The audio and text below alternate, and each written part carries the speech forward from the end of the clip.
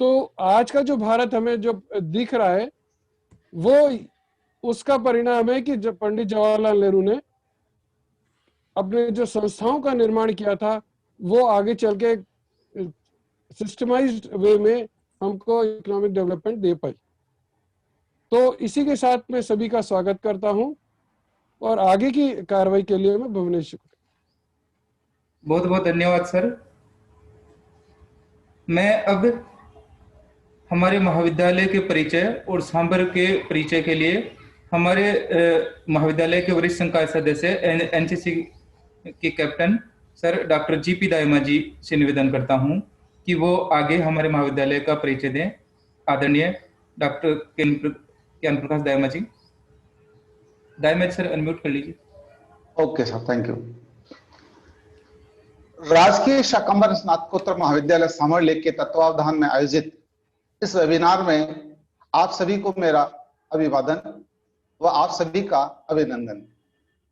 इस वेबिनार में भाग ले रहे अधिकांश सहभागी इस महाविद्यालय से अपरिचित हैं।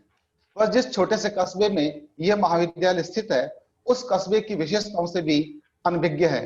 अतः मेरे इस 10 मिनट के संबोधन में मैं आप सभी के समक्ष इस महाविद्यालय व कस्बे की महत्वपूर्ण जानकारियां प्रस्तुत करना चाहूंगा। यह महाविद्यालय जयपुर से लगभग 80 किलोमीटर दूर और अजमेर से लगभग 100 किलोमीटर दूर जयपुर जोधपुर रेलवे लाइन पर फुलेरा जंक्शन से मात्र 6 किलोमीटर की दूरी पर स्थित है। सांभर लेक नाम के कस्बे में बालू मिट्टी की टीलों के बीच स्थित है तथा अपने आसपास के लगभग 70 से 80 किलोमीटर क्षेत्रफल में स्थित ग्रामीण परिवेश के विद्यार्थियों को अपने ज्ञान की गंगा से तृप्त कर अनमोल रत्नों को उत्पन्न कर रहा है।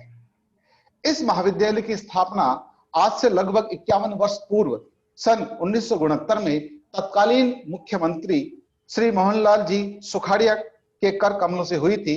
तब से यह महाविद्यालय अनवरत प्रगति की राह पर अग्रसर है। वर्तमान में यह महाविद्यालय एक अनुभवी, दूरदर्शी, कठोर परिश्रमी, ईमानदार व एक अनुशासित व्यक्तित्व के दिशा निर्देशन में विकास की ऊंचाइयों की ओर गतिमान है। ऐसे महाविद्यालय के प्राचार्य व संरक्षक डॉक्टर राजेंद्र जी जोशी के सानिध्य में कार्य करने का हम सभी को सौभाग्य प्राप्त है, जिनका उद्बोधन अभी आप सभी ने मुझसे पूर्व सुना है। यह महाविद्यालय, प्लीज आप लोग सभी अपने माइक अनम्यूट कर लें, बीच बीच में आवाज आ रही है, डिस्टर्बेंस आ रहा है। जितने भी श्रोता हैं, मेरी रिक्वेस्ट है, हम्बल रिक्वेस्ट है, अपने माइक अनम्यूट कर लें, म्यूट कर लें प्लीज, अपने माइक प्लीज म्यूट कर लें आप लोग। यह महाविद्यालय लगभग 118 बीघा जमीन पर स्थित है। इसमें तीनों संकायों में स्नातक व भूगोल, राजनीति विज्ञान, ABST, business ed, AFM, botany, zoology, physics व मैथमेटिक्स में स्नातकोत्तर की कक्षाएं यहां संचालित है। इस महाविद्यालय परिवार में लगभग 34 संकाय सदस्य हैं और इनमें से अधिकांश जो है वो पीएचडी होल्डर हैं। एक अनुभवी स्पोर्ट्स ऑफिसर, 5 मंत्रालय कर्मचारी, एक सहायक लेखाधिकारी ग्रेड प्रथम, एक प्रयोगशाला सहायक, 11 दैनिक वेतनभोगी कर्मचारी और लगभग जो है इस कॉलेज में 2600 विद्यार्थी अध्ययनरत है। सर, ये मेरी रिक्वेस्ट है डॉक्टर साहब आरके शर्मा जी, ये जिनके माइक की जो बीच बीच में आवाज आ रही है, मोनू सोनू कौन बोल रहे हैं, थोड़ा इनको बोलो। इस महाविद्यालय को सन 2016 से नेक द्वारा B+ ग्रेड प्राप्त है और सन 2021 में नेक द्वारा परीक्षण होना लंबित है। इस महाविद्यालय में राजनीति विज्ञान में शोध केंद्र स्थापित है।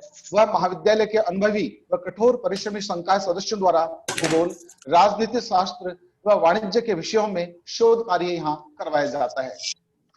इस महाविद्यालय का इंफ्रास्ट्रक्चर भी काफी सशक्त व संसाधनों युक्त है। यहाँ के पुस्तकालय में लगभग सभी विषयों की 35,000 पुस्तकें हैं, जिन पर बारकोडिंग और डेटा एंट्री का काम किया हुआ है। यहाँ के पुस्तकालय में शिक्षकों व विद्यार्थियों को ऑनलाइन ई रिसोर्स असेस करने की निःशुल्क व्यवस्था और सुविधा यहाँ पे उपलब्ध है। यहाँ का खेल विभाग भी, सर ये मेरी रिक्वेस्ट है, ये अपने माइक आप लोग म्यूट कर लीजिए, बीच में बहुत डिस्टर्बेंस आ रहा है इसमें। यहाँ का खेल विभाग भी काफी सशक्त व समृद्ध है। यहाँ football, basketball, volleyball, badminton, kho kho, व कबड्डी के खेल मैदान उपलब्ध है। इंडोर गेम्स में chess, TT, carrom board, boxing व वुशु की सुविधा भी उपलब्ध है।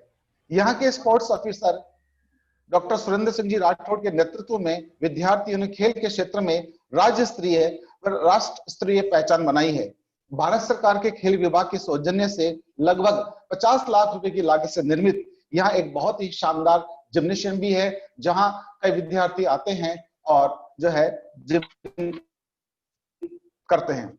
अभी वर्तमान में रूसा 2.0 योजना अंतर्गत लगभग 1 करोड़ रुपए की लागत से निर्मित और सभी आधुनिक आईटी सुविधाओं से युक्त 200 विद्यार्थियों की बैठक क्षमता वाला एक एयर कंडीशन ऑडिटोरियम, एक कंप्यूटर लैब और एक आईटी सेक्शन है। रूसा की इसी योजना अंतर्गत महाविद्यालय में लगभग 60 लाख रुपए की लागत से रिनोवेशन का कार्य करवाया जा चुका है और 40 लाख रुपए की लागत से जो है यहाँ पे पुस्तकें और आईटी उपकरण जो है वो क्रय किए जा चुके हैं, जिससे यह महाविद्यालय ग्रामीण परिवेश में होते हुए भी काफी संपन्न और समृद्ध लगता है। यहाँ की सभी प्रयोगशालाएं उन्नत व अच्छी किस्म के उपकरणों से युक्त है। यहाँ एक विशाल वनस्पतिक उद्यान है जिसमें विभिन्न प्रकार के दुर्लभ प्रजाति के वृक्ष उपलब्ध है। महाविद्यालय से संबंधित विभिन्न पहलुओं पर अपने विचार व्यक्त करने के उपरांत अब मैं पीपीटी के माध्यम से इस पौराणिक, ऐतिहासिक और आध्यात्मिक सामर नगरी पर भी अपने विचार प्रस्तुत करना चाहूंगा। मेरा आप सभी से रिक्वेस्ट है, श्री राम जी से, मैम से, इनसे अपने ये माइक आप म्यूट कर लीजिए। अब मैं पीपीटी शेयर करना चाहूंगा।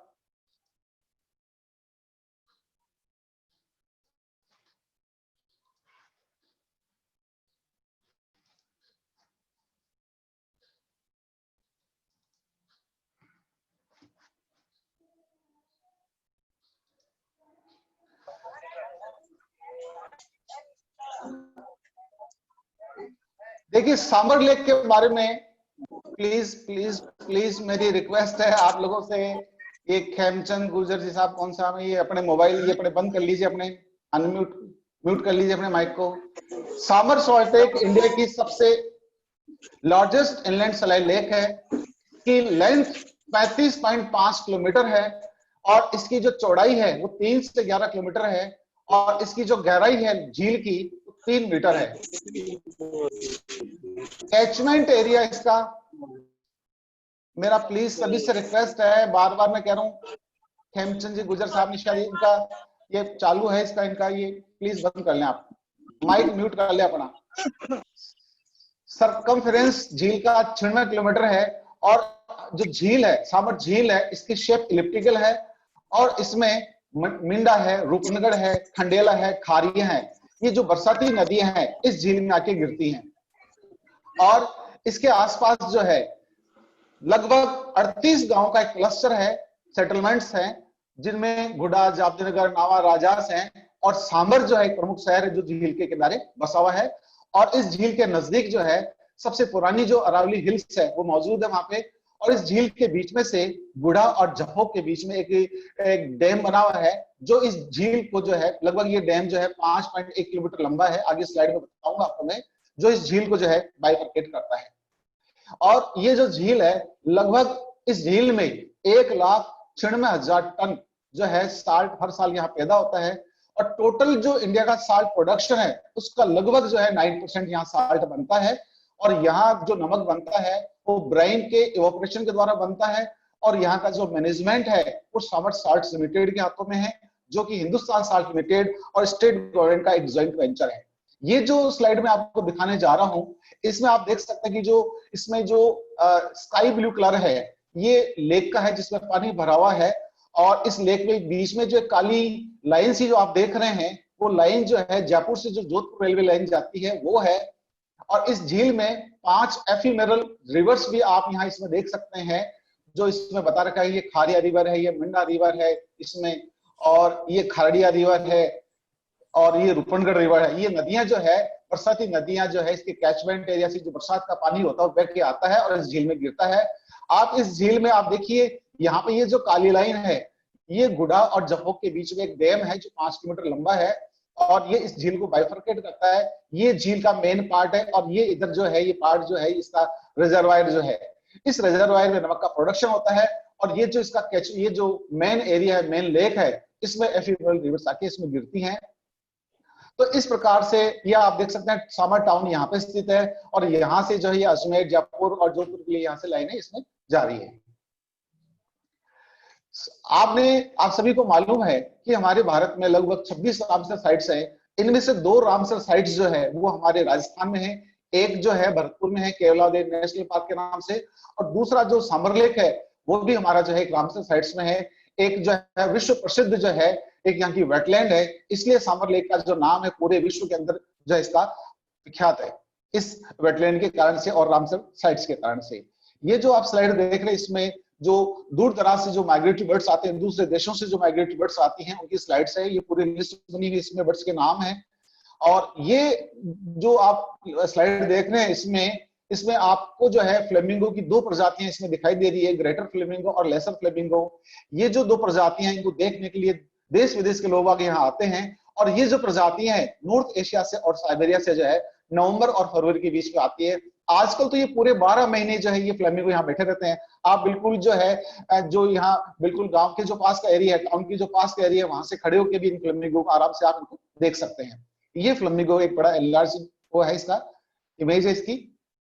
और ये आप जो इमेज देख रहे हैं, ये जो चित्र देख रहे हैं, फोटो देख रहे हैं, ये सांबर में पाए जाने वाली ये जो माइग्रेटरी बर्ड्स हैं, इनकी बहुत सारी प्रजातियां हैं, ये भी प्रजातियां हैं बर्ड्स की। ये जो प्लांट की आप फोटो देख रहे हैं, इसको जो है यहाँ सांबर में लूण क्या बोलते हैं। और इस प्रकार का जो प्लांट है वो केवल और केवल जो सलाइन लैंड्स होती है, जो सलाइन सॉइल होती है, जो खारी मिट्टी होती है, उसमें देखने को मिलता है। तो ये लूण क्या है इसका देश नाम। ये जो आप स्लाइड देख रहे हैं, ये सांबर जो मेन लेक है उसकी है, जहां से आके बरसाती नदियां इसमें गिरती है, यहाँ पानी इकट्ठा होता है और फिर सीड्स गेट्स द्वारा वो रिजर्वायर में जाता है, जहां नमक का प्रोडक्शन होता है। ये जो स्लाइड आप देख रहे हैं, ये रिजर्वायर में बनी हुई क्यारियां हैं, और इन क्यारियों में यहाँ नमक का प्रोडक्शन हो रहा है, और नमक जो यहाँ जो लोकल जो यहाँ की लेबर है वो नमक का हार्वेस्ट कर रही है। और हार्वेस्ट करने के बाद में ये जो नमक होता है वो तगारियों में और परातों में भरकर जो है इस प्रकार की ट्रेन होती है, वहां पे इस ट्रेन में नमक भरा जाता है। और ये जो नमक होता है इस ट्रेन के माध्यम से, ये जो आप स्लाइड देख रहे हैं, ये बैंक की, इसको सॉल्ट बैंक बोलते हैं। और ये जो सांबर लेक का जो रेलवे स्टेशन बिल्कुल इसके पास में है, वहां ये नमक खाली होता है, और वहां पास में जो है इसका प्यूरिफिकेशन का, इसका साफ करने का एक वहां प्लांट लगा हुआ है, वहां पे ये नमक साफ होता है, और इसकी वहां बैगिंग होती है और पैकिंग होती है वहां पे इसकी। ये जो स्लाइड देख रहे हैं, ये यहाँ जो है एक तरह की ट्रॉली है, ये बैटरी से चलती है। और जो भी सांबर में टूरिस्ट आते हैं, बाहर के हो, देश विदेश के हो, अगर उनको झील देखना हो तो सांबर सॉल्ट्स लिमिटेड के पास इस प्रकार की ट्रॉलियां हैं, जिसमें 7-8 आदमी एक बार में बैठ सकते हैं। इस ट्रॉली में बैठ के आप जो है वो सांबर में विजिट कर सकते हैं। ये जो सभी से रिक्वेस्ट है, प्लीज अपने माइक म्यूट कर लें। ये जो आप लाइन देख रहे हैं, ये लाइन जो है जयपुर और जोधपुर, जो मैंने अभी आपसे पहले निवेदन किया था, ये सांबर झील के बीच में से जा रही है। ये जयपुर से जो जोधपुर रेलवे लाइन जाती है वो लाइन है, रेलवे लाइन है, और इसके दोनों तरफ आप झील का नजारा देख सकते हैं। अगर आपको कभी जयपुर से जोधपुर जाने का मौका अवसर मिले तो आप जो है ट्रेन में बैठे बैठे झील का नजारा देख सकते हैं। ये देखिए आप, ये जो ट्रेन जा रही है जयपुर से जोधपुर की ओर जा रही है, और इसके दोनों ओर जो है वो झील है, उसके उस साइड में जो आप सांबर लेक का जो टाउन उसकी वो देख रहे हैं इसमें। और अब मैं आपको जो है सांबर का जो ऐतिहासिक महत्व उस पर प्रकाश डालना चाहूंगा। सांबर जो है वो आमेर के राजा भारमल की पुत्री जोधाबाई का जो विवाह था अकबर से हुआ था 20 जनवरी को, यहाँ सांबर 1562 में वो सांबर में हुआ था। और जो असुर नरेश वशपुरवा है उसकी राजधानी का हिस्सा भी सांबर रहा है। दैत्य गुरु जो शुक्राचार्य की पुत्री जो देवयानी है, और जो राजा वशपुरवा की पुत्री शर्मिष्ठा का विवाह भी जो है महाभारत कालीन राजा ययाति के साथ सांबर में हुआ था। और सांबर नगर जो है वो चौहान राजपूत राजाओं की राजधानी भी रही है। धार्मिक महत्व के हिसाब से ये जो आप मंदिर देख रहे हैं, ये जो स्लाइड देख रहे हैं, ये चौहान वंश के शासक वसुदेव ने 7वीं शताब्दी में सांबर नगर की स्थापना की थी।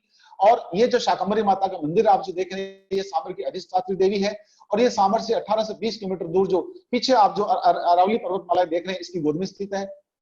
और हर वर्ष जो है भादवा सुदी अष्टमी का मेला चैत्र और आसोस के नवरात्र में यहाँ हर साल भरता है। ये भी मंदिर की इमेज है। और ये देखिए आप, इस मंदिर से, ये मंदिर की जो पहाड़ी है ऊपर से, वहां से ये पिक्चर ली हुई है। नीचे पूरा झील का एरिया देख रहा है, और सामने छोटा सा मंदिर जो है वो देवी जी का मंदिर है यहाँ पे। और ये भी पूरी लेक का जो है, लेक के किनारे पे स्थित है ये मंदिर। और ये शाकंभरी माता का है, इसमें ये शाकंभरी माता है यहाँ की। और ये जो आप छतरी देख रहे हैं, ये छतरी जो है शाकंभरी माता का जो मंदिर है, वहां जो पहाड़ियां हैं, उस पहाड़ी के ऊपर जो है वो जहांगीर ने बनवाई थी। ये मंदिर, ये जो आप देख रहे हैं तीर्थ स्थल, ये देवयानी का है और यहाँ जो है वर्ष पर्यंत पानी भरा रहता है और इसमें कमल के फूल जो है वो पूरे साल भर इसमें खिले रहते हैं। ये शर्मिष्ठा सरोवर, जैसे मैंने पहले जिक्र किया था कि शर्मिष्ठा और देवयानी दो यहाँ पे जो है मीठे पानी के सरोवर हैं और यहाँ जो है साल भर जो है दर्शनार्थी आते रहते हैं। ये जो आप स्लाइड देख रहे हैं, ख्वाजा साहब के पोते जो अजमेर में ख्वाजा मुइनुद्दीन चिश्ती साहब हैं, उनके पोते साहब हैं, जिनका नाम हजरत ख्वाजा हुसैनुद्दीन चिश्ती जिगर सोख्ता है। और हर वर्ष यहाँ की जब अजमेर में उसका मेला भरता है तो इसके बाद यहाँ भी सामर में लोग बाग यहाँ आते हैं और इनके दर्शन लाभ पाते हैं। ये इसी दरगाह का जो गेट है जो धानमंडी की ओर खुलता है, ये है संत दादू दयाल जी। संत दादू दयाल जी जो है, ऐसा माना जाता है कि सामर में भी करीबन 10-12 साल यहाँ रहे हैं। आगे आपको स्लाइड बताऊंगा। और ये स्लाइड, ये जो छतरी आप देख रहे हैं इसको दादू दयाल जी की छतरी बोलते हैं। और ऐसा माना जाता है कि संत दादू दयाल जी ने जो है यहाँ छतरी पर रह के अपनी साधना तपस्या की थी और यहाँ रहकर इन्होंने जो है वो दादू वाणी की रचना की थी। और ये छतरी भी जो है बिल्कुल झील के बीच में स्थित है। और ये जो आप बर्ड्स देख रहे हैं ये फ्लेमिंगोज हैं यहाँ पे। ये जो है सर्किट हाउस है, ब्रिटिशर्स ने 1880 में बनाया था। और मुझे जहां तक ध्यान है, सामर की सबसे पुरानी और आज की तारीख में ये इमारत ऐसी कैसी खड़ी है, सर्किट हाउस है, लगभग 140 वर्ष पुराना ये जो है स्मारक है का। अभी वर्तमान में निजी company Chandra events private limited ने जो है इसको जो है अपने कब्जे में ले रखा है और कमर्शियल और टूरिज्म के पर्पज से जो है इसको ये अपने काम में ले रही है। इसको ये इसी जो है इसका सीन है। ये सर्किट हाउस का ऊपर से जो है ये कैमरे से लिया हुआ सीन है इसका। ये इसके रूम्स का है। ये यहाँ एक सामर में बहुत ही अच्छा म्यूजियम है जिसमें अंग्रेजों के टाइम के और राजा महाराजाओं के टाइम के जो अवशेष हैं वह इसमें रखे हुए हैं। ये है सामर हेरिटेज रिसोर्ट्स जो चंद्रगुप्त वालों ने बना रखी। ये भी झील के बिल्कुल पास में ही है और ये रिसोर्ट्स का एनलार्ज डायग्राम हुआ है इसमें। ये भी रिसोर्ट्स ही है। ये जो नलियासर है एक पौराणिक सभ्यता है और ये सामर से जब हम नैराना की ओर जाते हैं तो यहाँ से लगभग 3-4 किलोमीटर दूर ये पुरानी सभ्यता है। और ऐसा माना जाता है कि ईसा से 3 से 4 सदी पूर्व पुरानी ये सभ्यता है। और यहाँ पे काफी अवशेष मिले हैं, तांबे के सिक्के भी मिले हैं, बर्तन भी मिले हैं जो जयपुर के संग्रहालय में आज भी मौजूद हैं।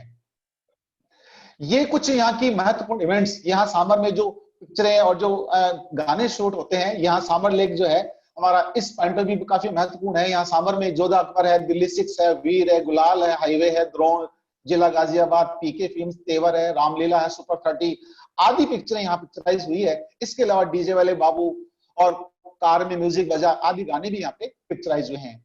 ये जो आप स्लाइड देख रहे हैं, ये जो स्लाइड है निशान जीटीआर क्रेड ने जो है वर्ल्ड रिकॉर्ड यहाँ बनाया था लिम्का बुक्स ऑफ रिकॉर्ड्स में। और इन्होंने कार चला करके, ये जो आप देख रहे हैं ये लेक झील का एक वो जो है सूखा हुआ हिस्सा है और कार के द्वारा इन्होंने जो है वो 3 किलोमीटर लंबा और 2.8 किलोमीटर चौड़ा भारत का नक्शा इन्होंने जो है कार की पहियों से, कार से जो है चार चला के बनाया है।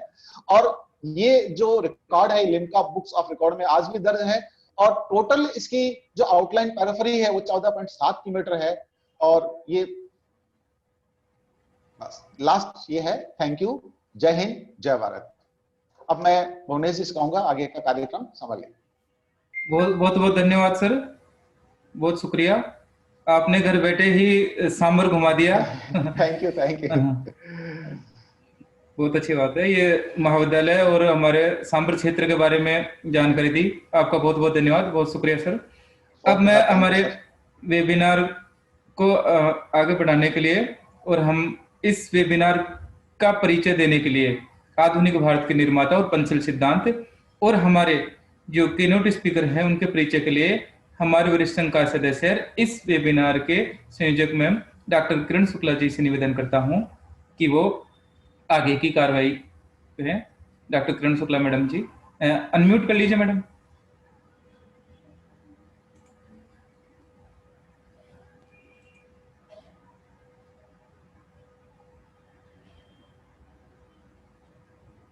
राष्ट्रपिता महात्मा गांधी की 150वीं जयंती वर्ष के आयोजन पर आयोजित वेबिनार आधुनिक भारत के निर्माता एवं पंचशील सिद्धांत पर पंडित जवाहरलाल नेहरू के जन्म दिवस की पूर्व संध्या पर आयोजित इस वेबिनार में मैं डॉक्टर इनाक्षी चतुर्वेदी, डॉक्टर संजय जैन, महाविद्यालय के प्राचार्य डॉक्टर राजेंद्र जोशी एवं महाविद्यालय संकाय के सभी सदस्यों तथा वेबिनार में सम्मिलित professors, associate professors, assistant professors, students का हृदय से स्वागत एवं अभिनंदन करती हूँ। भारत माता की दिव्य ध्वनि से विभोर होने वाले जन जन के नायक, पथ प्रदर्शक पंडित जवाहरलाल नेहरू ने राष्ट्रीय आंदोलन के भारत में प्रबुद्ध वर्ग को आकर्षित किया, राष्ट्रीय अस्मिता के आग्रहों का नवस्वरूपण किया। भारत के प्रथम प्रधानमंत्री के रूप में नेहरू जी ने व्यवहारिक जीवन में उनकी क्रियान्विति करने का भी प्रयास किया। नेहरू जी भारतीय संविधान के दार्शनिक मार्गदर्शक, प्रमुख संवैधानिक चिंतक थे, जिनके बौद्धिक एवं आधुनिक दृष्टिकोण की संविधान सभा के अध्यक्ष डॉक्टर राजेंद्र प्रसाद ने भूरी भूरी प्रशंसा की। उनकी लोकतंत्र में अटूट आस्था थी। उन्होंने अपने जीवन भर प्रत्येक निर्णय को सहमति एवं लोकतांत्रिक माध्यमों से पूरा कराने का प्रयास किया। अपनी प्रकृति एवं प्रतिभा से महान लेखक, वैज्ञानिक दृष्टिकोण और अध्ययन के महत्व से परिचित नेहरू जी ने विभिन्न रचनाओं को, जिनमें प्रमुख है भारत की खोज, आत्मकथा, मेरी कहानी, विश्व इतिहास की झलक, पिता के पत्र, पुत्री के नाम इत्यादि पुस्तकों की रचना की। नेहरू जी मानवतावाद के सृजक, परस्पर प्रतिस्पर्धा अथवा संग्रहणशीलता के स्थान पर सहयोग आधारित लोक कल्याणकारी समाजवादी लोकतंत्र के प्रणेता थे। उन्होंने असंलग्नता की नीति का समर्थन किया तथा गुट निरपेक्ष आंदोलन के देशों की अगुवाई की।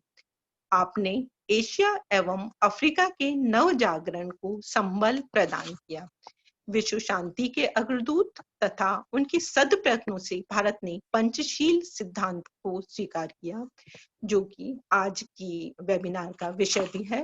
वे योजना आयोग के अध्यक्ष बने, पंचवर्षीय योजनाओं का सूत्रपात किया, भारत को प्रगति के पथ पर अग्रसर किया, भारी उद्योगों की स्थापना हेतु प्रयास किया, सार्वजनिक क्षेत्र का विस्तार, मिश्रित अर्थव्यवस्था, पंचायती राज, वैज्ञानिक गवेषणा तथा अनुसंधान का विकास करने वाले सदी के महानायक के बारे में डॉक्टर मीनाक्षी चतुर्वेदी मुख्य वक्ता के रूप में अपने विचार प्रस्तुत करेंगी।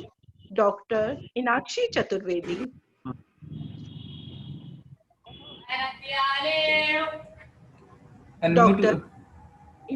चतुर्वेदी राजस्थान विश्वविद्यालय में सिंडिकेट की प्रथम निर्वाचित महिला सदस्य रही हैं। राजनीति विज्ञान विभाग में प्रोफेसर के पद पर वे कार्यरत रही। वे राजनीति विज्ञान परिषद की उपाध्यक्ष, Indian society of Gandhian studies की कोषाध्यक्ष रही। राजस्थान विश्वविद्यालय के संघटक महाविद्यालय के उपाचार्य पद के रूप में उन्होंने काम किया। मीनाक्षी जी विभिन्न विश्वविद्यालयों की बोर्ड ऑफ स्टडीज की बाह्य सदस्य भी रही तथा राजस्थान विश्वविद्यालय में भी बोर्ड ऑफ स्टडीज के सदस्य के रूप में उनका अमूल्य योगदान रहा है। आपके साथ 60 शोधार्थियों ने पीएचडी की है तथा 50 से अधिक छात्रों ने एमफिल की उपाधि प्राप्त की है। आपकी 1 दर्जन से अधिक पुस्तकें प्रकाशित हो चुकी हैं, जिनमें प्रमुख है freedom of press, civil service under the Indian development and globalisation, महिला नेतृत्व इत्यादि। डॉक्टर मीनाक्षी जी ने विभिन्न राष्ट्रीय एवं अंतर्राष्ट्रीय शोध पत्रिकाओं में 25 से अधिक शोध पत्र प्रकाशित करवाए हैं।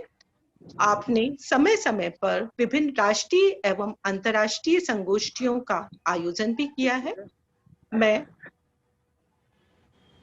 डॉक्टर मीनाक्षी चतुर्वेदी को पंडित जवाहरलाल नेहरू वेबिनार पर आयोजित इस वेबिनार में अपने विचार आमंत्रित करने हेतु आमंत्रित करती हूँ। डॉक्टर मीनाक्षी जी, आपका इस वेबिनार में विचार अभिव्यक्ति हेतु स्वागत एवं आमंत्रण। मैम धन्यवाद किरण। मेरी आवाज आ रही है? हाँ जी, हाँ जी। Good morning. राजकीय शाकंभरी पीजी महाविद्यालय सांभर लेक द्वारा आयोजित राष्ट्रीय वेबिनार में सहभागी बनाने के लिए महाविद्यालय का आभार व्यक्त करती हूँ और आयोजन समिति डॉक्टर राजेंद्र जोशी प्राचार्य, डॉक्टर आर.के. शर्मा निर्देशक, डॉक्टर किरण शुक्ला संयोजक, कैप्टन डॉक्टर ज्ञान प्रकाश दायमा समन्वयक, डॉक्टर एम.ए. कुरैशी सह संयोजक, डॉक्टर डी.सी. डूडी सह समन्वयक, श्री भुवनेश कुमार परिहार आयोजन सचिव, डॉक्टर ओम प्रकाश दायमा सह आयोजन सचिव के प्रति भी कृतज्ञता ज्ञापित करती हूँ कि आयोजन समिति ने आप लोगों से संवाद स्थापित करने का मुझे अवसर प्रदान किया। विशेषतः महाविद्यालय के प्राचार्य डॉक्टर राजेंद्र प्रसाद जी और मेरी अनुजा डॉक्टर किरण शुक्ला के प्रति विशेष आभार कि उन्होंने मुझे आप लोगों के बीच उपस्थित रहने का अवसर प्रदान किया।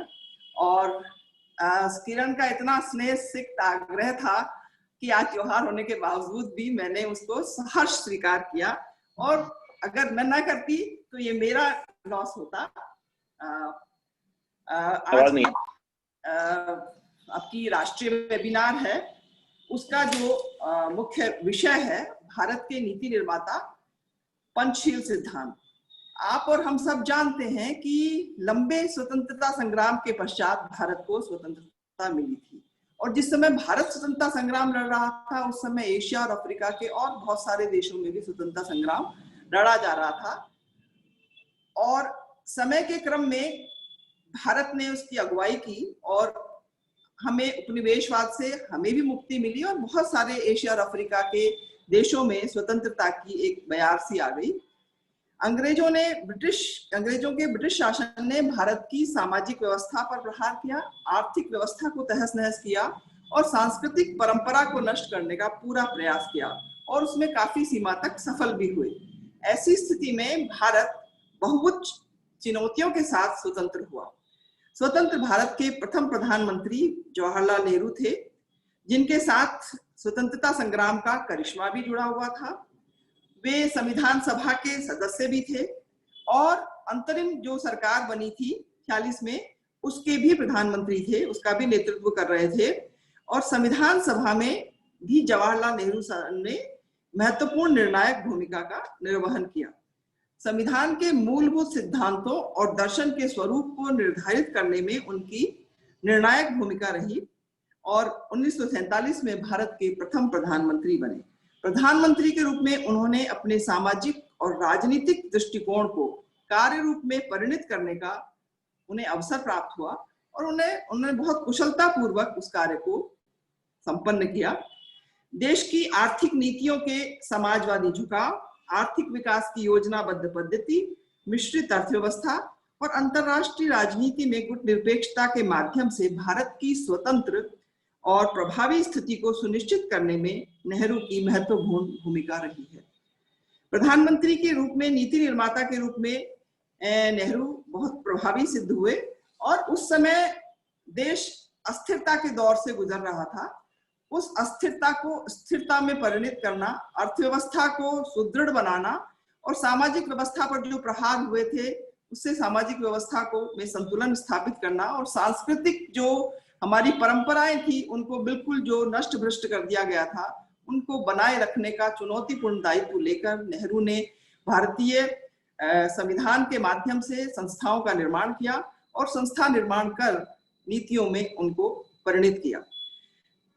नेहरू के विचारों में पूर्व पश्चिम का अद्भुत समन्वय है। उन्होंने भारतीय चिंतन को नैतिक प्रेरणा तथा वैज्ञानिक दृष्टिकोण के माध्यम से एक विलक्षण समन्वय स्थापित किया।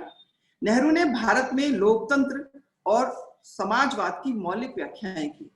लोकतंत्र को एक उदार और सहिष्णु दृष्टिकोण के रूप में तथा जनता के हितों के प्रति समर्पित प्रणाली के रूप में उन्होंने परिभाषित किया। समाजवाद के प्रति प्रशंसा का भाव रखा, किंतु मार्क्सवादी दृष्टिकोण का अंधा अनुकरण नहीं किया।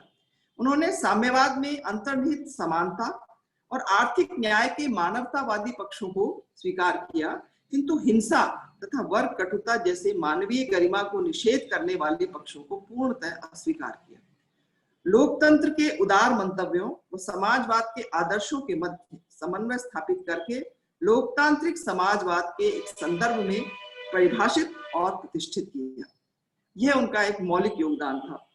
सांप्रदायिकता का दृढ़ता से प्रतिकार किया। सामाजिक व राजनीतिक दोनों स्तरों पर सांप्रदायिक सद्भाव और पंथ निरपेक्षता के मूल्यों को प्रतिष्ठित किया। राष्ट्रवाद को अंतरराष्ट्रवाद की पूर्व शर्त माना और इस अंतरराष्ट्रवाद की जो प्रारंभ है उनका अगर हम इतिहास देखें तो 1927 में वो ब्रुसेल्स में प्रेरित देशों की कांग्रेस में वे शामिल हुए और भारतीय राष्ट्रीय कांग्रेस के प्रतिनिधि के रूप में वहां उन्होंने अपनी सहभागिता की। इसी दौरान वो यूएसएसआर भी गए। इस यात्रा में नेहरू को स्वतंत्रता के संघर्ष को अंतरराष्ट्रीय परिप्रेक्ष्य में समझने का अवसर प्राप्त हुआ और उन्हें यह समझने का अवसर प्राप्त हुआ और वो ये निष्कर्ष निकाल सके कि भारत का स्वतंत्रता संघर्ष दुनिया के दूसरे देशों की स्वतंत्रता के संघर्ष का ही एक हिस्सा है और स्वतंत्रता आंदोलन में स्वतंत्रता प्राप्ति की राजनीतिक इच्छा के सोच के साथ साथ भविष्य में एक न्यायनिष्ठ सामाजिक आर्थिक व्यवस्था के निर्माण का संकल्प भी उसमें व्यक्त होना चाहिए।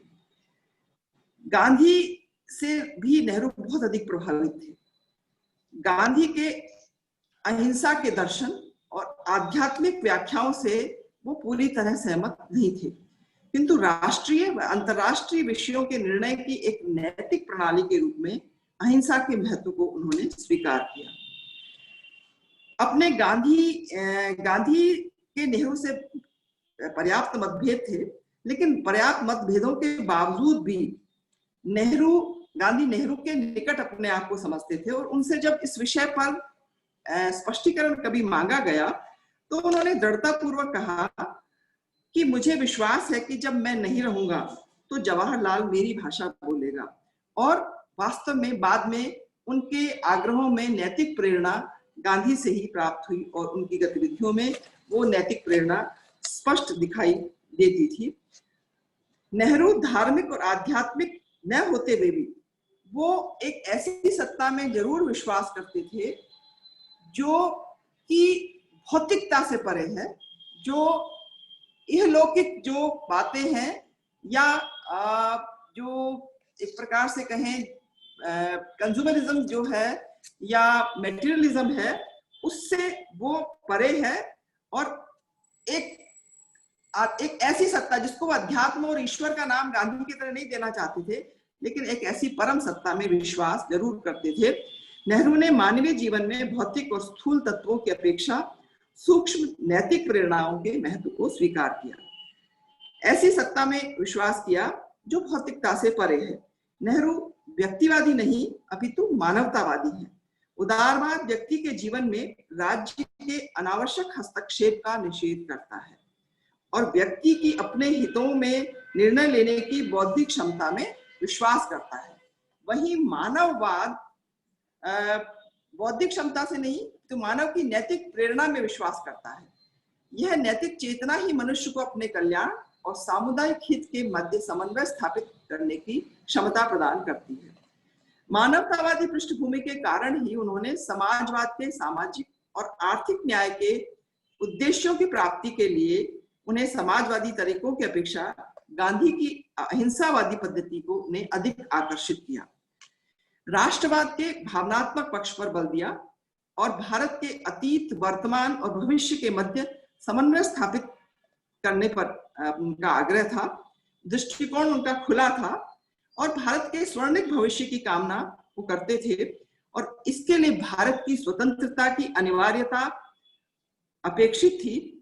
यद्यपि उनका लालन पालन अंग्रेजी वातावरण में हुआ, अंग्रेजी सभ्यता का प्रभाव उन पर था, किंतु ब्रिटिश शासन के वो पक्षधर नहीं थे, आत्मनिर्णय के पक्षधर थे। नेहरू का लोकतांत्रिक साधनों के माध्यम से समाजवादी समाज की स्थापना करने के प्रति प्रबल आग्रह था। ये नेहरू का अपना एक सोच था, एक उनका विचार परिप्रेक्ष्य था। और चूंकि आज की वेबिनार का विषय पंचशील पर केंद्रित है। तो इस पंचशील की बात आने से पहले मैं एक बैकग्राउंड स्पष्ट करना चाहती हूँ। इस सेकेंड वर्ल्ड वॉर के पश्चात विश्व दो गुटों में बंट गया था, पूंजीवादी व्यवस्था और साम्यवादी व्यवस्था। पूंजीवादी व्यवस्था का नेतृत्व अमेरिका कर रहा था और साम्यवादी व्यवस्था का नेतृत्व यूएसएसआर कर रहा था। और भारत स्वतंत्रता के पश्चात किसी गुट विशेष से संलग्न नहीं होना चाहता था और अपनी विदेश नीति को स्वतंत्र रखना चाहता था, क्योंकि अगर किसी गुट विशेष से अगर वो संलग्न होता तो उसे उसकी ही नीतियों का, उसके ही अधीन, उसके ही वर्चस्व को स्वीकार करना पड़ता। और भारत की अपनी परंपरा, एक जो स्वतंत्र परंपरा, एक जो सांस्कृतिक हमारा परिवेश समाप्त हो गया था, उसकी प्रेरणा से भारत अपना एक स्वतंत्र अस्तित्व कायम रखना चाहता था। नेहरू राष्ट्रवाद को अंतरराष्ट्रवाद की पूर्व शर्त मानते थे। उनका दृढ़ मत था कि भारत अपनी स्वतंत्रता और विश्व के मामलों में प्रभावशाली स्थिति को प्राप्त किए बिना अंतरराष्ट्रीय शांति और मानव मात्र के कल्याण के लिए किए जाने वाले प्रयत्नों में सार्थक भूमिका नहीं निभा सकता। मानव मात्र के कल्याण की भावना तथा संघर्षों और तनावों की समाप्ति की आकांक्षा उनके अंतरराष्ट्रवाद के आधार थे। वे एक न्यायनिष्ठ समाज के पक्षधर थे। उनका मत था कि विश्व में जाति, नस्ल आदि के भेदों को समाप्त कर ऐसी व्यवस्था स्थापित की जाए जिससे संसार के प्रत्येक हिस्से में रहने वाला जन समुदाय समान रूप से गरिमामय जीवन यापन करने की परिस्थितियां प्राप्त कर सके। यह उनके अंतरराष्ट्रवाद का एक अनिवार्य तत्व था। स्वतंत्र भारत के पहले प्रधानमंत्री और विदेश मंत्री के रूप में नेहरू ने भारत की विदेश नीति को जो वैचारिक आधार प्रदान किया, उसमें अंतरराष्ट्रवाद की भावना स्पष्टतः परिलक्षित होती है। असंलग्नता की विदेश नीति भारत की इस आकांक्षा की अभिव्यक्ति थी कि वह विश्व में शक्ति के लिए होने वाली प्रतिस्पर्धा से मुक्त रहकर स्वतंत्रता व न्याय की स्थापना तथा शोषण की समाप्ति के लिए होने वाले संघर्ष में अपना स्वतंत्र दृष्टिकोण व्यक्त कर सके। नेहरू का मत था कि तनाव मुक्त अंतरराष्ट्रीय व्यवस्था के लक्ष्य की प्राप्ति तभी संभव है जब विभिन्न राष्ट्र एक दूसरे की प्रभुसत्ता और भौगोलिक अखंडता का आदर करें तथा अपने मतभेदों के समाधान की शांतिपूर्ण पद्धतियों पर निर्भर करें। इसी उद्देश्य से नेहरू ने राष्ट्रों के लिए एक 5 सूत्रीय आचार संहिता प्रस्तावित की, जिसे पंचशील की संज्ञा दी जाती है। विदेश नीति की आधारभूत आस्थाओं के रूप में नेहरू ने पंचशील में राष्ट्रों द्वारा दूसरे राष्ट्रों की भौगोलिक अखंडता तथा प्रभुसत्ता का सम्मान, mutual respect for each others territorial integrity and sovereignty, अनाक्रमण, म्यूचुअल नॉन एग्रेशन, एक दूसरे राष्ट्रों के आंतरिक मामलों में हस्तक्षेप, mutual non interference in each others internal affairs, समानता और पारस्परिक हित संवर्धन, इक्वालिटी एंड म्यूचुअल बेनिफिट, शांतिपूर्ण सहअस्तित्व और सहयोग, पीसफुल कोएग्जिस्टेंस, ये 5 तत्व उन्होंने इस पंचशील में शामिल किए। ये पांचों तत्व शांतिपूर्ण अंतरराष्ट्रीय संबंधों में नैतिक आग्रहों की सर्वोपरिता को व्यक्त करते हैं। नेहरू अंतरराष्ट्रीय संबंधों के संचालन की ऐसी रीति नीति के पक्षधर थे जिसमें तनाव और युद्धों की आशंकाएं न्यूनतम होंगी और राष्ट्रों की राजनीतिक शक्ति का उपयोग इस प्रकार किया जाएगा कि मनुष्य मात्र की एकता के आदर्श और एक सच्ची अंतरराष्ट्रीय भावना के विकास के उद्देश्यों की प्राप्ति में सहायता मिल सकेगी। पंचशील और गुट निरपेक्षता के नेहरू के सिद्धांत अंतरराष्ट्रीय राजनीति में शांति, अहिंसा, न्याय, स्वतंत्रता और सद्भाव गांधीवादी आदर्शों को ही प्रतिष्ठा करते हैं। और इस पंचशील सिद्धांत की क्रियान्विति उन्होंने 29 अप्रैल 1954 में the agreement on trade and intercourse between Tibet region of China and India में किया, जो कि बीजिंग में 29 अप्रैल 1954 को हस्ताक्षरित किया गया। और यही सिद्धांत 1955 में बांडुंग सम्मेलन में पुनः रिटरेट किए गए।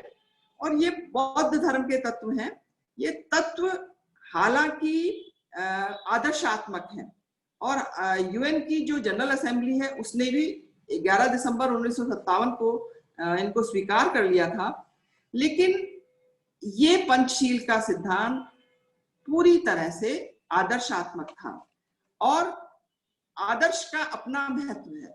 हालांकि हमारा इस विषय पर मतभेद हो सकता है कि पंचशील की नीति सफल नहीं रही, क्योंकि 54 में इसे हस्ताक्षरित और कार्य रूप में परिणत किया गया भारत चीन एग्रीमेंट के द्वारा, लेकिन उसके 8 वर्ष बाद ही चीन ने इस पंचशील के तार कर दिए और इस नीति का पालन उस रूप में नहीं हुआ और ये एक प्रकार से व्यावहारिक नीति सिद्ध नहीं हुई। 62 में हम सब जानते हैं कि चीन ने भारत पर आक्रमण कर दिया और वो पांचों सिद्धांत बैकग्राउंड में चले गए। और आज भी हम देखते हैं कि इन सिद्धांतों को उतनी मान्यता, उतनी स्वीकार्यता नहीं है व्यावहारिक नीतियों में। तो ऐसा लगता है कि क्या ये नीति व्यर्थ थी, ये सोच समझकर बनाई गई नीति नहीं थी। मित्रों, ऐसा नहीं है, यह नीति आदर्शात्मक अवश्य है, पर व्यावहारिक स्तर पर हम इतने अधिक व्यक्तिवादी, इतने अधिक मेटेरियलिस्टिक, इतने अधिक मूल्यों से परे हट गए हैं और केवल शक्ति के संघर्ष में विश्वास करते हैं और हम इस पंचशील के सिद्धांत को अपनाते नजर नहीं आते।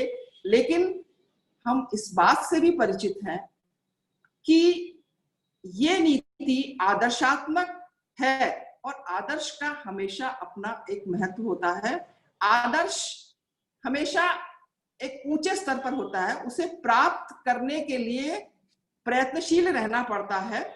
व्यावहारिक स्तर से हम व्यावहारिक स्तर और आदर्शात्मक में कितनी दूरी है, इस दूरी को पाटना राज्यों की अपनी जो संस्कृति है, राज्यों के अपने जो हित हैं, उसके आधार पर तय होते हैं। लेकिन इस कारण से पंचशील का महत्व कम नहीं आंका जाना चाहिए, क्योंकि अल्टीमेटली जब संघर्ष होते हैं और समाधान किए जाते हैं तो हम आदर्श की ओर अग्रसर होते हैं।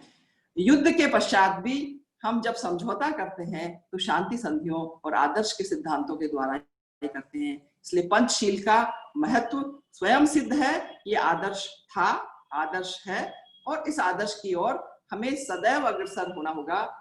यूएन भी इसके लिए प्रतिबद्ध है, हम सब भी, हर राष्ट्र अगर इसके प्रति प्रतिबद्ध होगा तो जो अंतरराष्ट्रीय अर्थव्यवस्था में, सामाजिक व्यवस्था में, राजनीतिक व्यवस्था में जो तनाव है, जो टकराव है, उसको समाप्त करने में हम कुछ योगदान दे पाएंगे।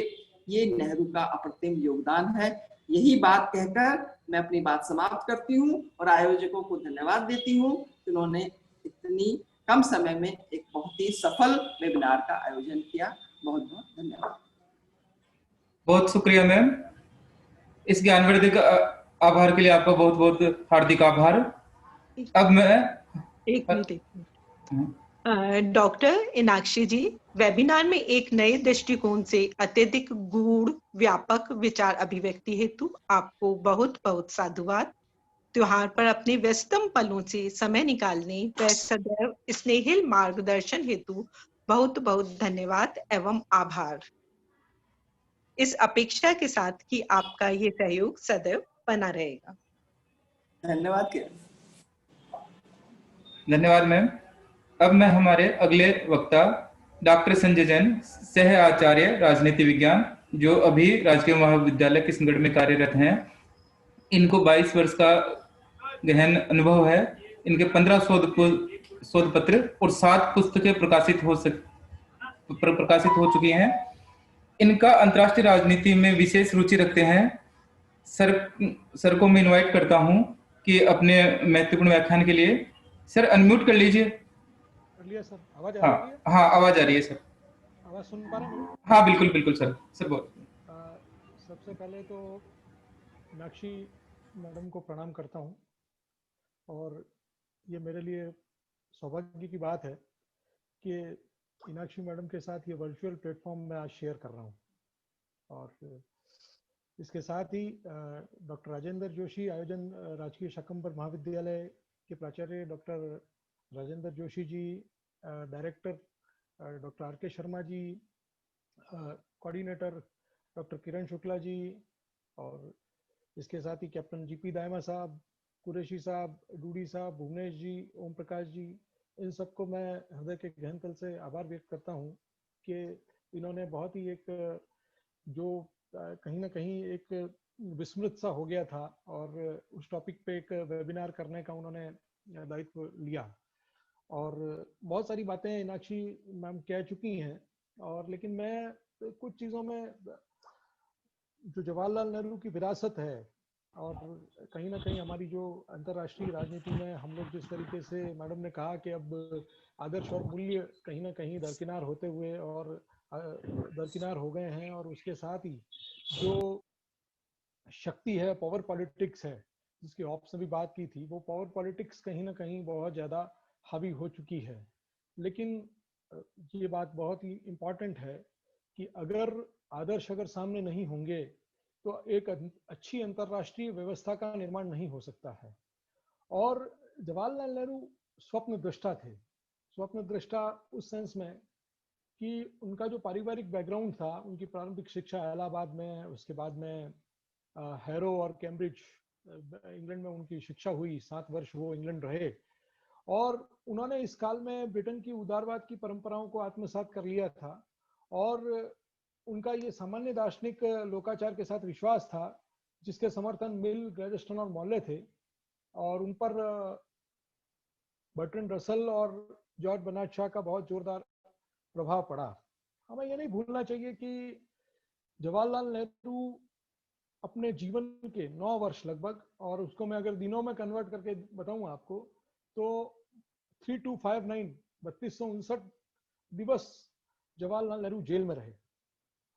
तो उनका जो कंट्रीब्यूशन है, क्योंकि अगर शुरू करें हम कि उनका जो कंट्रीब्यूशन है वो किस सेंस में इम्पोर्टेंट है, तो मिश्रित अर्थव्यवस्था और उसके साथ मिश्रित अर्थव्यवस्था के साथ में जो देश को गरीबी के मकड़ जाल से निकालने का जो प्रयास जवाहरलाल नेहरू ने किया, वो बहुत ही अप्रतिम है, वो बहुत ही सराहनीय है।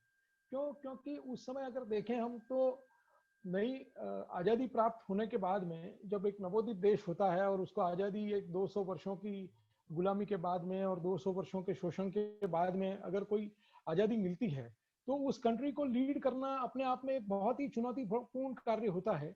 और उस चुनौती को स्वीकार किया, 5 वर्षीय योजनाएं बनाई गई, और उसके साथ ही एक जो कंट्रीब्यूशन है हम उनका देखते हैं, वो कंट्रीब्यूशन इस सेंस में इम्पोर्टेंट है कि वो ऐसे व्यक्ति थे जो ये देखते थे कि देश को टेक्नोलॉजी के दम पे आगे ले जाया जा सकता है। तो MIT जो मैसाचुसेट्स इंस्टीट्यूट ऑफ टेक्नोलॉजी है, उसके तर्ज पर ही खड़गपुर, बम्बई, मद्रास, ये सभी IIT बनाई गई। दिल्ली IIT को खड़ा किया गया। लेकिन उसके साथ ही हम देखें कि उनका जो कला के प्रति जो इंक्लिनेशन था, और रोमियो रोला ने एक बहुत अच्छी बात कही जवाहरलाल नेहरू के बारे में। रोमियो रोला लिखते हैं कि हमारे जो लिटरेचर से, पॉलिटिक्स ने लिटरेचर से एक बहुत बड़ा इंसान छीन लिया, क्योंकि नेहरू का जो लिटरेरी इंटरेस्ट था, और वो लिटरेरी इंटरेस्ट के कारण ही जो हम कहें कि एक जो आदर्शवाद है उनके विचारों में, और एक जो आइडियलिज्म है वो दिखाई देता है। और उस आइडियलिज्म को हम अगर उस रूप में डिफाइन करें कि उनके ऊपर, चूंकि जवाहरलाल नेहरू के ऊपर गांधी जी का बहुत ही बड़ा प्रभाव पड़ा, और उनकी जो मोतीलाल नेहरू का प्रभाव, जो दृढ़ता, उनकी अविचलता, मोतीलाल नेहरू की, उनके ऊपर बहुत बड़ा प्रभाव पड़ा। लेकिन हम ये देखें कि नेहरू की जो विदेश नीति है, या नेहरू का जो नेहरू का जो अंतर्राष्ट्रीयवाद है, शील है, उसको हम थोड़ा सा देख लेते हैं। हालांकि मैम ने उसके बारे में बहुत सारी बातें कही, लेकिन हम उससे पहले थोड़ा सा देख लेते हैं कि जो नेहरू युग है उसकी विदेश नीति है, नेहरू युग की विदेश नीति है, उसकी क्या क्या विशेषताएं थी। तो स्वतंत्र विदेश नीति पर चलने का प्रयत्न 1947 के बाद में भारतीय राजनीति की एक महत्वपूर्ण विशेषता है। और क्योंकि 1945 के बाद में जब कोल्ड वॉर शुरू हुआ और दोनों महाशक्तियां 2 गुट में विभाजित हो गई, एक का नेतृत्व सोवियत संघ कर रहा था, एक का नेतृत्व US कर रहा था, तो उन दोनों के प्रति आपका समान दूरी का भाव रखते हुए जवाहरलाल नेहरू ने यह प्रयास किया कि हमारी विदेश नीति को हम उस तरीके से संचालित करेंगे। और नेहरू एशिया और अफ्रीका की जातियों की निरपेक्ष राजनीतिक तथा आर्थिक स्वतंत्रता की आकांक्षा के प्रमुख प्रवक्ता थे।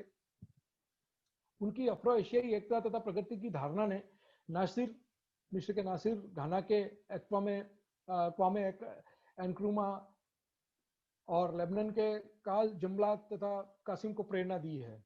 1927 में मद्रास के कांग्रेस अधिवेशन में नेहरू की प्रेरणा से ब्रिटेन द्वारा चीन में भारतीय सेना के प्रयोग का विरोध किया गया।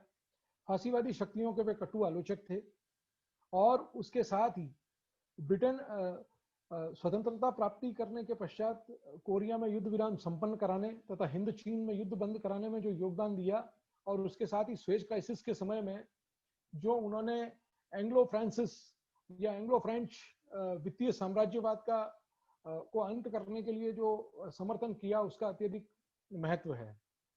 और नेहरू महान अंतर्राष्ट्रीयवादी थे। वे जातीय अहंकार तथा आक्रामकता के खतरों से भलीभांति परिचित थे। उन्होंने संकीर्ण अहंकार मूलक तथा प्रसारवादी राष्ट्रवाद से भारी घृणा थी। इसलिए वे भारतीय स्वतंत्रता के संग्राम के प्रवर्ती दौर में उन्होंने भारतीय राष्ट्रीय कांग्रेस को उदार अंतर्राष्ट्रीयवाद की ओर उन्मुख कर दिया। उन्होंने अंतर्राष्ट्रीय क्षेत्र में भी अंतर्राष्ट्रीय आदर्शवाद का समर्थन किया। उनका कहना था कि शायद जिस चीज को भलीभांति नहीं समझा जाता वह उद्योगवाद का अंतर्राष्ट्रीय स्वभाव है। उसने अंतर्राष्ट्रीय सीमाओं को ध्वस्त कर दिया है और हर राष्ट्र, चाहे वह कितना ही बड़ा क्यों न हो, उसको दूसरे देशों पर आश्रित बना दिया है। राष्ट्रवाद की भावना आज उतनी ही प्रबल है जितनी पहले थी, और उसके पवित्र नाम पर युद्ध लड़े गए हैं तथा लाखों लोगों की हत्याएं की गई है। लेकिन विश्व का अंतर्राष्ट्रीयकरण हो चुका है, उत्पादन अंतर्राष्ट्रीय है, बाजार अंतर्राष्ट्रीय है तथा परिवहन अंतर्राष्ट्रीय है। केवल मनुष्य के विचारों पर उसका एक तरीके से कोई अर्थ नहीं रह जाता है कि जब उसकी जो इंडिविजुअल लिबर्टी है या उसको अगर किसी रूप में अगर उसको उस रूप में उसको इफेक्ट करने का प्रयास किया जाता है। तो नेहरू ने जो विदेश नीति पर चलने का प्रयास किया, उसमें हालांकि बहुत ही आलोचना हुई, क्योंकि एक आलोचना ये भी होती है नेहरू की विदेश नीति की, क्योंकि पंचशील में मैं ज्यादा डिटेल में नहीं जाऊंगा। नेहरू की विदेश नीति की आलोचना होती है कि शायद हमको कहीं ना कहीं एक गुट की तरफ इंक्लाइंड होना था या एक गुट की तरफ हमारे को जाना था। लेकिन आज उस समय की परिस्थितियां हैं, शायद हमारे साथ में ये प्रॉब्लम है कि हम लोग कोई भी चीज जो 60 साल पहले की चीज है या 70 साल पहले की चीज है, उसको हम आज के टर्म्स में अगर डिफाइन करने का प्रयास करें तो शायद सफलता उतनी नहीं मिलेगी। लेकिन उस समय में जो परिस्थितियां थी कि दोनों गुटों के साथ समान दूरी को बनाए रखा जाए और अपनी एक स्वतंत्र विदेश नीति का संचालन किया जाए। और आपको मैं एक चीज मुझे शिद्दत से ये महसूस होता है कि नेहरू के समय में देश गरीब था, विपन्न था, लेकिन उसकी अंतरराष्ट्रीय क्षेत्र में बहुत ही ज्यादा वर्चस्व था नेहरू के समय में। और ये हमें नहीं भूलना चाहिए कि नेहरू को निर्विवाद रूप से जो तीसरी दुनिया के देश हैं, क्योंकि तीसरी दुनिया का मतलब ये है कि जो न तो सोवियत संघ के ब्लॉक में है न अमेरिका के ब्लॉक में है, तो उनको निर्विवाद रूप से इन तीनों तीसरी दुनिया का नेता माना गया।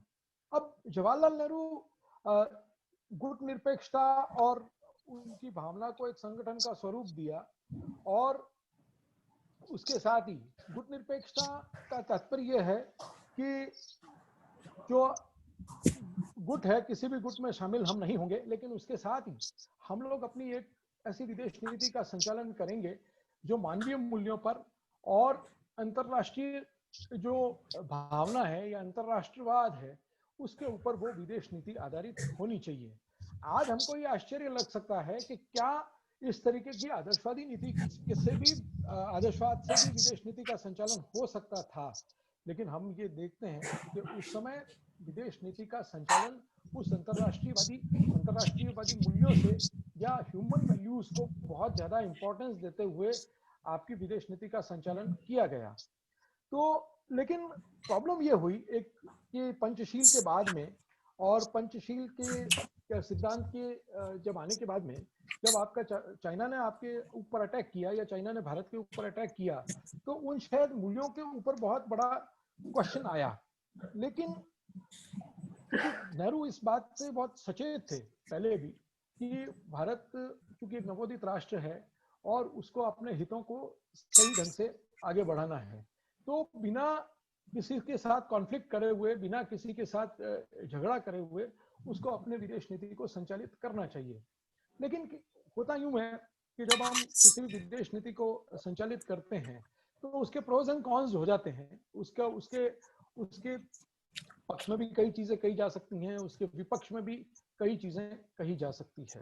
लेकिन मतलब अगर हम ये देखें कि हमने बहुत सालों तक उस गुटनिरपेक्षता की नीति को आगे बढ़ाया और आज भी हम कहीं ना कहीं हमारा जो सभी देशों के साथ में समभाव है, मैत्री भाव है, ये कहीं ना कहीं हमारे गुटनिरपेक्षता के मूल्यों को प्रदर्शित करता है, या जो नॉन अलाइनमेंट मूवमेंट है उसके मूल्यों को हमारे विदेश नीति में से अलग नहीं किया जा सकता। और हमें ये नहीं भूलना चाहिए कि हर देश की विदेश नीति के कुछ बेसिक फैक्ट्स होते हैं, कुछ बेसिक तथ्य होते हैं, कुछ बेसिक चीजें होती हैं जिसके आधार पर विदेश नीति संचालित की जाती है। तो हम आज भी कहीं ना कहीं उन मूल्यों पर ही, जो नेहरूवियन मूल्य हैं या जो विदेश नीति का आधार है, उनके ऊपर हम आज भी चलने का प्रयास कर रहे हैं। और बिल्कुल जो विश्व शांति है या किसी के ऊपर आक्रमण नहीं किया जाना, एक दूसरे के मामलों में हस्तक्षेप नहीं करना, समानता तथा पारस्परिक लाभ जो कि पंचशील के या एक दूसरे की अखंडता और प्रभुत्व के लिए पारस्परिक सम्मान और शांतिपूर्ण सहअस्तित्व, ये सारे जो मूल्य हैं उसको हम कहीं ना कहीं हमारे मूल्यों के साथ हम चल रहे हैं।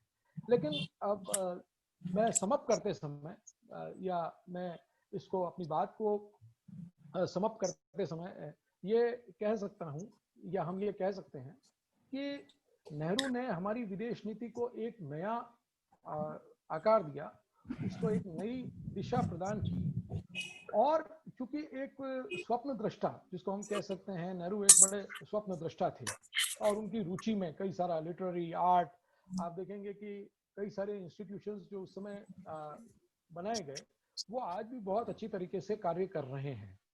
और अंतर्राष्ट्रीय क्षेत्र में क्योंकि उनके लिए कहा गया कि नेहरू एशिया के प्रकाश हैं, he is the light of the Asia, तो इसमें हम नेहरू का कंट्रीब्यूशन है, अगर ये कहें कि तो एक पॉइंट पे आके या एक चाइना वॉर के कारण हम ये माने कि ही वाज टोटल फेल्योर, तो ये मैं उनके साथ में न्याय नहीं होगा, उनकी विरासत के साथ में न्याय नहीं होगा।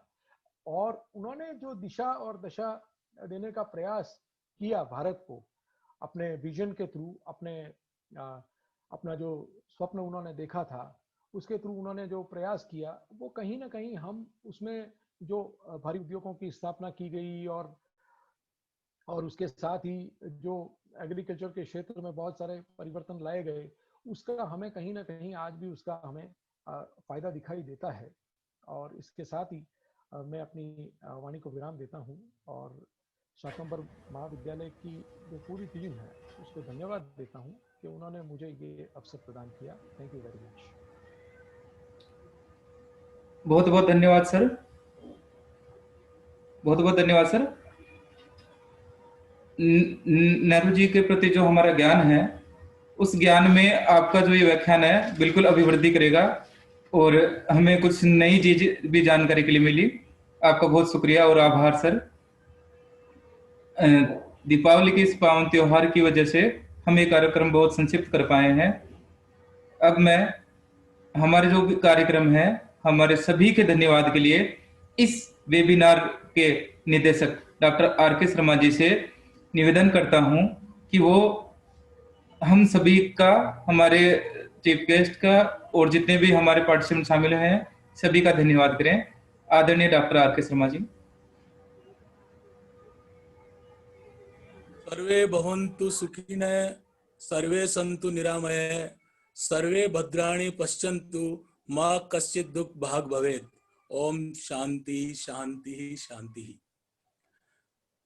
परम आदरणीय प्राचार्य महोदय, आज के मुख्य वक्तागण मैडम चतुर्वेदी जी, डॉक्टर जैन, महाविद्यालय परिवार के जो राजनीतिक विज्ञान विषय की विभागाध्यक्ष प्रोफेसर किरण शुक्ला जी, इस आयोजन के आयोजन सचिव भाई भुवनेश जी, इसके समन्वयक डॉक्टर दाइमा जी, मैं आप सभी को अपने तहे दिल से धन्यवाद ज्ञापित करना चाहता हूं कि आपने इतना सटीक, सुंदर और बहुत अच्छे वक्ताओं के साथ इस वेबिनार को संपन्न कराया। मैं वाणिज्य का विद्यार्थी हूं और राजनीतिक विज्ञान, पंचशील के सिद्धांत जो राजनीतिक दृष्टिकोण से है उनके बारे में मेरा बहुत बड़ा कोई ज्ञान नहीं है, लेकिन एक बात बिल्कुल तय है, मैंने महसूस किया है कि पंचशील के जो ये सिद्धांत हैं, जिसमें संप्रभुता की बात कही गई है, जिसमें अनाक्रमण की बात कही गई है, जिसमें सह अस्तित्व की बात कही गई है, अगर व्यक्ति विशेष अपने मन में इन पंचशील सिद्धांतों को दो राष्ट्रों के मध्य न करके अगर एक दूसरे व्यक्ति के, एक दूसरे मानव के, एक दूसरे प्राणी मात्र के रूप में भी अगर इन पंचशील सिद्धांतों का हम पालन करें, इनका अनुशीलन करें, तो मैं सोचता हूं कि हमारा स्वयं का जो क्वालिटी ऑफ लाइफ है, जो जीवन का एक जीने का एक तरीका है, और प्रसन्न चित्त जीवन जीने के लिए अगर हम एक दूसरे व्यक्ति को स्वीकार करते हैं, उसकी संप्रभुता को स्वीकार करते हैं, उसके क्षेत्र में हम अनाधिकार आक्रमण नहीं करते, उसके आंतरिक मामलों में हम किसी प्रकार का उससे अपने विचारों से उस व्यक्ति के आंतरिक मामलों में हम कोई हस्तक्षेप नहीं करते, तो आप पाएंगे इन सिद्धांतों के साथ आप अपने जीवन जीने का उत्कृष्ट जो माध्यम है, उत्कृष्टता लेकर के आप अपना जीवन यापन कर सकते हैं। इन्हीं शब्दों के साथ मैं अपनी वाणी को विराम देता हूं और आप सबका पुनः मैं धन्यवाद ज्ञापित करता हूं कि आप सब ने इस वेबिनार में भाग लेकर के राजकीय शाकंभरी स्नातकोत्तर महाविद्यालय के इस वेबिनार को आपने सफल बनाया है। पुनः एक बार सभी का धन्यवाद और सभी को दीपावली की शुभकामनाएं सहित जय हिंद, जय भारत। सभी को दीपावली की शुभकामनाएं। अभी है हमारे वेबिनार ये समाप्त होता है। सभी का बहुत बहुत धन्यवाद।